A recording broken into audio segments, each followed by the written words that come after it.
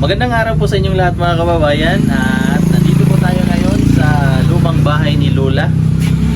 Ito po, kasi po si Lola po ay dinala na namin doon sa aming munting tahanan sa gilid lang po ng bahay ni Mama. So ngayon po, balak namin na magtayo po dito ng maliit na negosyo. Go sister, go! Go sister, go! Sister.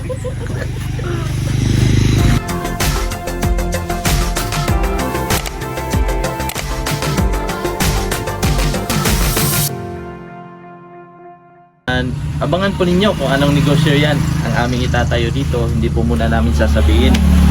So basta po negosyo. So bali, dito po namin gagawin palang dito kasi po nasa tabing kalsada. So, itong area po na ito mga kababayan ay Barangay Malabog. At dito po palagi siyempre dumadaan ang PB team kapag pupunta sila sa bundok. Kasi ang Malabog, Barangay Malabog ay sakop po ng Paquibato District. So ngayon, ipapakita ko sa inyo, ipapakita ni Mrs. Ikot siya doon para makita ang kabuuan, ang area ng aming gagawin ng maliit na negosyo, maliit na business. So ayan, ikot-ikot lang. Dalon niya. Oh, tanggal. So ang gagawin po namin ngayon, tatanggalin namin ito, tapos ito tatanggalin, pati itong sahig kasi isisimento po namin dyan,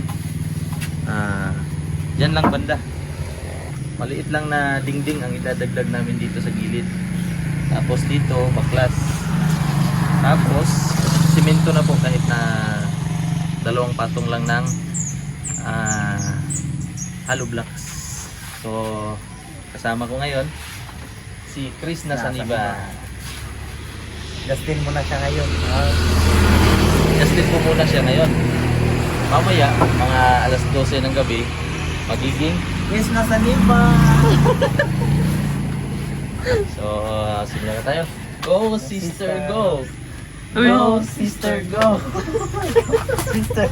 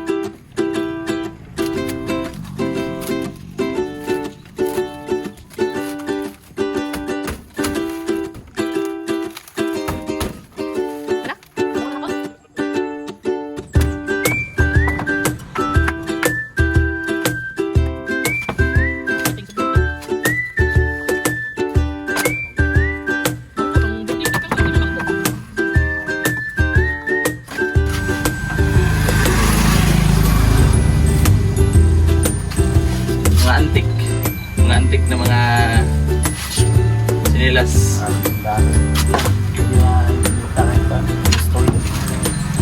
Ano kayo mo? Puang gud ng mga sapatos. So ang next po namin gagawin mga kababayan ay tinunamang sahig ang aming tatanggalin para totally malinis na po siya. So ito may nakita pa kami mga antik na mga gamit. May mga laruan pa. Siguro laruan pa ito ng aking bayaw. Yan. Let's go.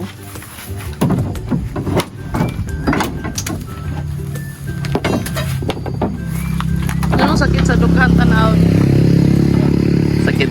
Sakit sa dughan tanawon.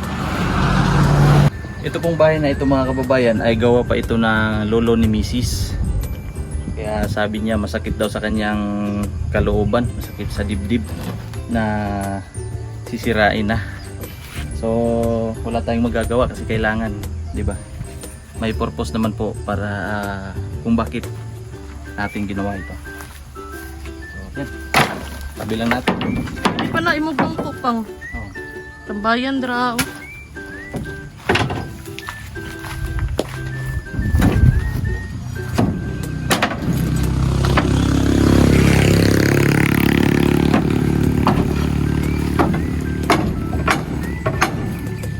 Ay, kino. Ayan.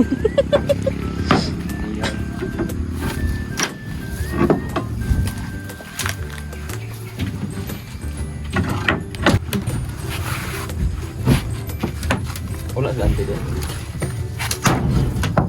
Ay, nasa sulod na nilakaw. Balik na ba ng transan? Doon na, bali na.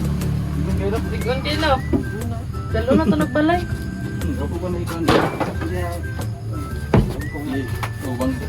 Pagdani mo na dihaan ay lahi mo kahilabot ano. Putol daw. Mga putol na lang lansang. Ang kahoy o. Putol ba rin? Naya eh. Putol eh, oh. Alin na sanggo.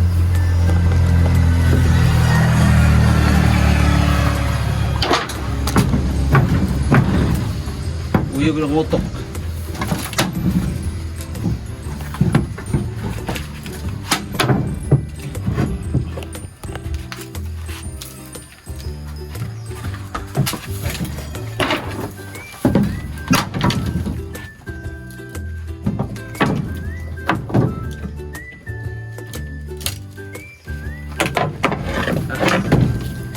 Balik na piganggil mo. Ang makuan o.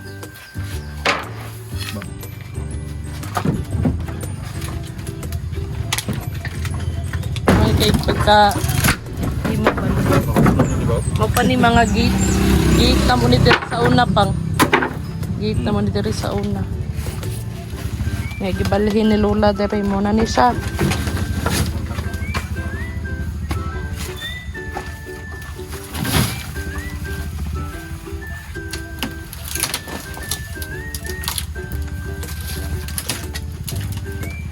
Siguro kung ano lang, siguro na pang.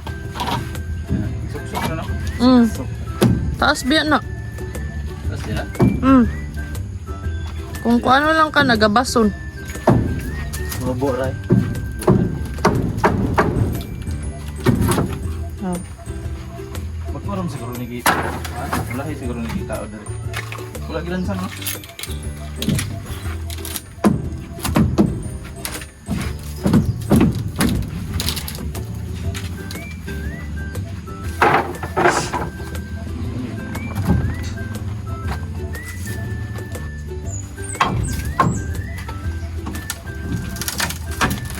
Lalo lang ka. Saan balay? Niyak saan balay? So ito, huli na. No? Kasi mas maganda tanggalin natin ito kung may poste na. Di ba? Pagka tanggalin natin to, pagka mag-back down, mababa siya. Dungagan na lang din nagposte. Ayaw na lang nagtanggal ah. Anak na lang yun ka. Kanina lang yun, extend. Anak na lang ka dito. Pwede na pala to, hindi na tayo mag-extend dito. No? Pwede naman din.